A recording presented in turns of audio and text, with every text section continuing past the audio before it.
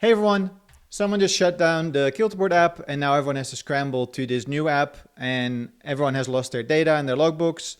And this is kind of a problem that we as a community have with having a single vendor that's responsible for that whole database.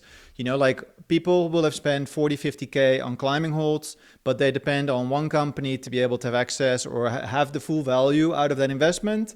Because as you see with this event, you know, if that single vendor goes away, they're kind of screwed. In this case, we got lucky because Kilter was already working on their own app. And so they had something in beta that they could rush out. But as you can tell from all the issues people are having, they weren't really ready for that. And Aurora basically just tried to, I guess, have one last attempt at fucking Kilter over. So to remove that single vendor risk, I actually started my own alternative for controlling these boardsash.com. And for that, I basically copied data through open public REST APIs from Aurora.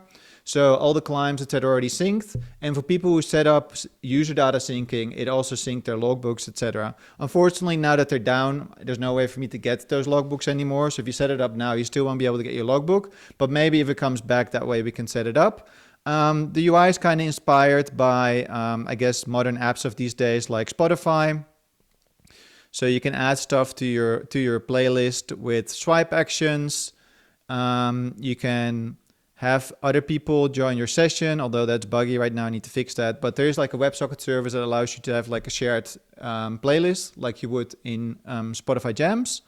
And if you want to connect to a board from your iPhone, you actually can. The problem is Safari doesn't support the web Bluetooth anymore. So what you then have to do is you need to install Bluefi, which is a browser you can get from the App Store. And that will then allow you to actually connect to the board and control it. So this has all been open source. So this is just me chipping away at something that I felt passionate about. That's why there's so many bugs. I probably overused AI as well, I have to admit.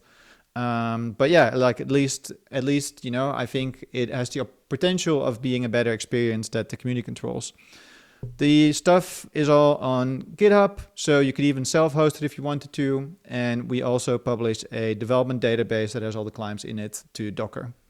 So that was it. I'm sorry that everyone lost their data. I hope maybe Kilter can figure something out with Aurora to get the data out. But yeah, until then, you could use BoardSash or you can try using the new Kilterboard app.